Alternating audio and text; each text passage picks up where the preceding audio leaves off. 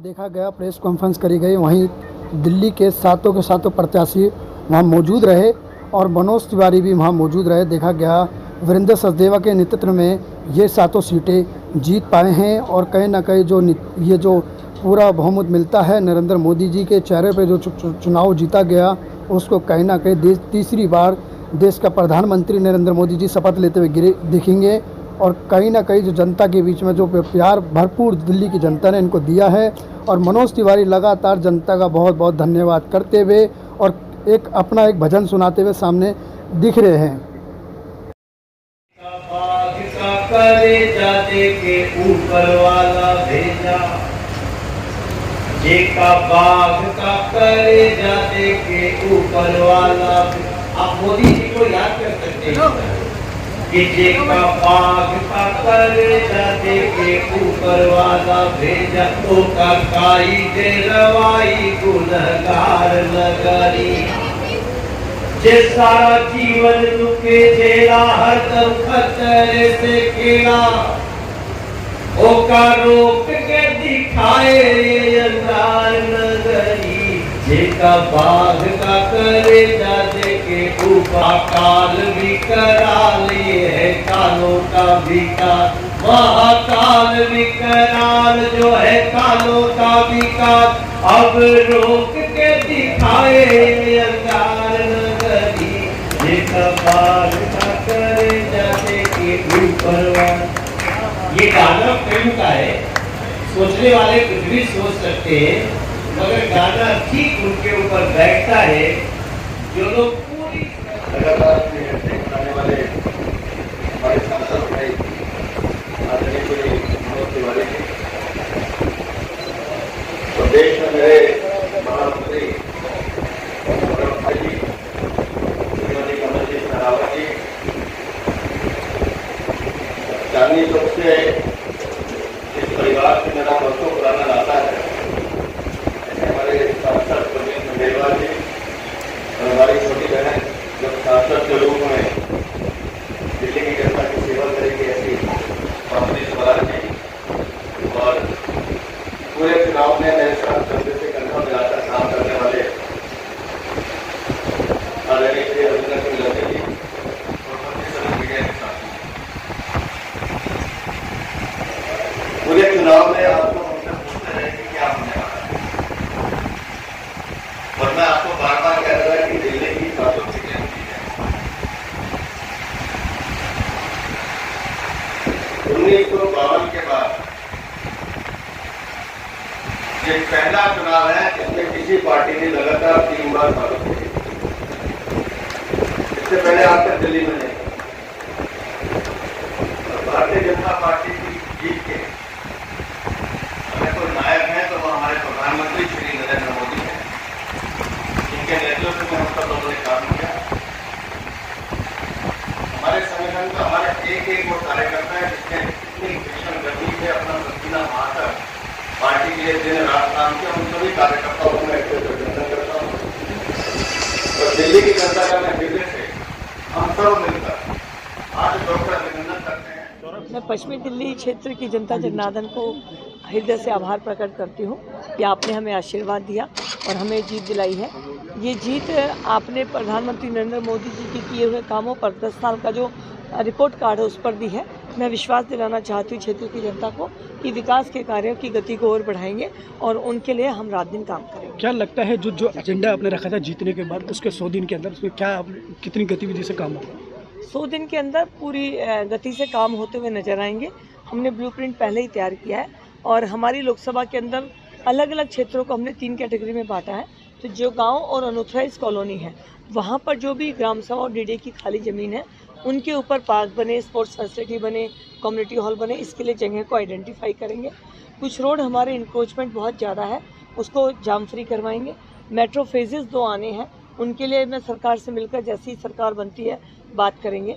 तो क्षेत्र की जनता को जो भी हमने 100 दिन के लिए अपना एक मैनिफेस्टो में वादा किया था, हम उसके ऊपर काम करते हुए नजर आएंगे। इंडिया अलायंस की 234 सीटें आई हैं, उसको लेकर क्या कहेंगे? सरकार बनाने की दावा कर रही थी। देखिए, भारतीय जनता पार्टी और एनडीए अलायंस पूर्णतः बहुमत से है और भारतीय जनता पार्टी और हमारे सहयोगी अपनी सरकार बनाने के लिए 10 साल से इस तरह से काम कर रहे हैं। मुझे लगता है जनता चाहेगी कि उन्हीं की सरकार बने और एनडीए की ही सरकार बहुत जल्द देखने को मिले। आप पहली बार सांसद बने, क्या काम? जो भी एक सांसद के काम है, मेयर के रूप में काम किया है, पार्षद के रूप में जब काम किया है तो लीडर ऑफ हाउस रही, स्टैंडिंग कमेटी मेयर रही, तो इन सब में जो भूमिका में अब सांसद की जो भूमिका होगी, मैं पूर्णतः अपने मेहनत करके उस काम को करूँगी। कमल जी, आपके एरिया में सबसे ज़्यादा मेडिकल फैसिलिटी की कमी है, उसको लेकर आप कहते हैं किस तरीके से उसको पूरा करते हैं? सबसे पहले जो डिस्पेंसरीज हैं उनके क्या क्या फैसिलिटीज़ है उनको देखेंगे, और एक नया हॉस्पिटल सेंट्रल गवर्नमेंट ने खोला है, उसको जल्द ही पूरी से पूरी सुविधा वहाँ पे मिले, इसके लिए कोशिश करूँगी। और एक और हॉस्पिटल रोशनपुरा में जगह है, उसको हम कितनी जल्दी क्षेत्र के लिए, जनता के लिए ला सकते हैं, इसके लिए भी मैं प्रयास करूँगी। हो गया, शुरू करें। दिल्ली की जनता का मैं हृदय से आभार व्यक्त करती हूँ कि उन्होंने नई दिल्ली संसदीय क्षेत्र से भाजपा का चुना, और दिल्ली की जनता के हम सब आजीवन ऋणी हैं कि उन्होंने तीसरी बार हैट्रिक कर सातों की सातों सीटें भाजपा की झोली में ली। मैं जानती हूँ कि मैं और मेरे साथ हम सभी सातों एमपी इलेक्ट प्रतिबद्ध हैं नरेंद्र मोदी जी के विकसित भारत के संकल्प को सिद्धि तक ले जाने के लिए और दिल्ली की जनता का सेवा करने के लिए। क्या लगता है 20 दिन के जिले आम आदमी पार्टी के अभी केजरीवाल चुनाव प्रचार में गतिविधि बढ़ गई थी, और कहीं ना कहीं लगता है कहीं भाषी रिश्वत को पीछे हटाने की बात? देखिए, माननीय मुख्यमंत्री अरविंद केजरीवाल जी ने 2014 में भी प्रचार करा, 19 में भी प्रचार करा, 2024 में भी प्रचार करा, लेकिन बहुत विनम्रता से कहूँगी कि रिजल्ट सबके सामने है। दिल्ली की जनता बहुत समझदार है, उन्होंने माननीय मुख्यमंत्री जी के बनावटी सहानुभूति के खेल में वो नहीं पड़े और सातों सीटें उन्होंने भाजपा की झोली में डाली। मैं आप लोकसभा क्षेत्र के किन मुद्दों को लोकसभा में उठाना चाहूँगी? इसके लिए वैसे तो मैं अलग से प्रेस वार्ता करूँगी, क्योंकि 100 दिन का पूरा रोड मैप हमारा तैयार है, लेकिन 2 वचन जो मैंने चुनाव प्रचार में दिए थे उनको पहले 100 दिन में पूरा करने का पूरा प्रयास करूँगी। एक है सहयोग पोर्टल, एक वेब पोर्टल और एक मोबाइल एप्लीकेशन सरकारी कर्मचारियों के लिए, जहाँ पर वो एक अनाम तरीके से अपनी प्रॉब्लम्स रख सके और उनको समस्या का समाधान करने के लिए, उनकी पुरजोर आवाज़ बनने के लिए मैं संकल्पित हूँ। और दूसरा है stand up India, startup India और लखपति दीदी से प्रेरित होकर हम लोग नई दिल्ली संसदीय क्षेत्र में एक स्टार्टअप हब शुरू करना चाहते हैं, जहाँ पर आप मात्र एक आइडिया ले आइए और उसको फलित करने के लिए सारा ज्ञान आपको एक छत के नीचे मिलेगा। जो कार्यकर्ता ने आप बिल्कुल जी तोड़ के मेहनत करी है, उनको क्या कहना चाहिए? भाजपा का प्रत्येक कर्मठ कार्यकर्ता जिसने इतने जुझारू तरीके से इस चुनाव में कार्य करा है, उनके मैं हृदय से धन्यवाद करती हूँ। सबसे पहले बहुत बधाई। क्या कहेंगे, क्योंकि सातों सीटों पर दिल्ली पे बीजेपी जो है वो बहुमत से जीती है, क्या कहेंगे? दिल्ली की जनता ने प्रधानमंत्री जी की विकास को लेकर के और उनकी जन कल्याणकारी नीतियों को लेकर के भरपूर आशीर्वाद दिल्ली में बीजेपी को दिया। अगर बात करें जिस तरीके से आप लोग जनता जनार्दन के बीच में गए थे, जनता से आप लोगों ने अपील करी वोट की, क्या जो उन लोगों की समस्या है कि कितने समय में आप लोग उसको जल्द से जल्द ठीक करने की कोशिश करेंगे? ऐसा है, development is always a ongoing process और उसमें कभी कोई लिमिटेशन नहीं होती है। एज़ पर द रिक्वायरमेंट हम जनता के बीच में है, जब हम जनता के बीच में हैं तो जो जनता कहेगी, जैसा कहेगी हम करेंगे। कांग्रेस में लगातार जिस तरीके से कल राहुल गांधी की बैठक हुई है, राहुल गांधी कहते हैं कि अब देश के प्रधानमंत्री नरेंद्र मोदी को अपने पद से इस्तीफा दे जाना चाहिए, उस पर क्या कहेंगे? उनको शर्म आनी चाहिए। उनका पूरे गठबंधन में कोई प्रधानमंत्री बनने लायक व्यक्ति वो आज तक बता नहीं पाए, तो इतनी बड़ी बात कहते हैं वो। यूपी से खास तौर पे कह रहे हैं कि यूपी की जनता ने उनको साफ तौर पे दिखा दिया कि कैसे दिखा दिया? जितनी यूपी में सीटें आई हैं उसमें कांग्रेस की कितनी सीटें आई हैं? कांग्रेस को तो ये कहने का अधिकार ही नहीं है। भाई, ये श्री नरेंद्र मोदी जी की जो जन कल्याणकारी योजनाएं थी, अनेक जो विकास के तोहफे उन्होंने दिल्ली के लोगों को दिए, अनेक ऐसी योजनाएं उन्होंने दिल्ली में शुरू की जिससे गरीब लोगों को बहुत लाभ मिला। दिल्ली की अनऑथराइज कॉलोनीज को रेगुलाइज किया गया, झोपड़ी के लोगों को पक्के मकान बनाने का जो काम है वो शुरू किया गया। खोखा पट्टी के लोगों को 10,000 रुपये से लेकर 50,000 रुपये की आर्थिक सहायता उपलब्ध हुई। 73 लाख राशन कार्ड धारियों को मोदी जी की सरकार ने मुफ्त राशन उपलब्ध कराया। पीएम विश्वकर्मा योजना शुरू की, जिनके पास हाथ का हुनर है, धोबी है, कुम्हार है, लोहार है, खाती है, मोची है, दर्जी है, उनको 1 लाख रुपए से लाख इतने बड़ा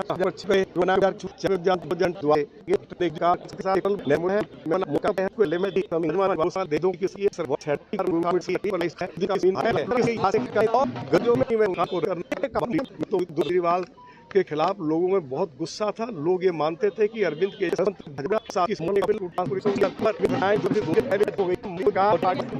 बन चुके हैं, 7 सीटें जो है आप लोग विजय हासिल करे हैं, क्या कहेंगे? सबसे पहले बहुत 7 सीटें दिल्ली में प्रधानमंत्री नरेंद्र मोदी की विश्वसनीयता और भारतीय जनता पार्टी के कार्यकर्ताओं की अटूट मेहनत का परिणाम है।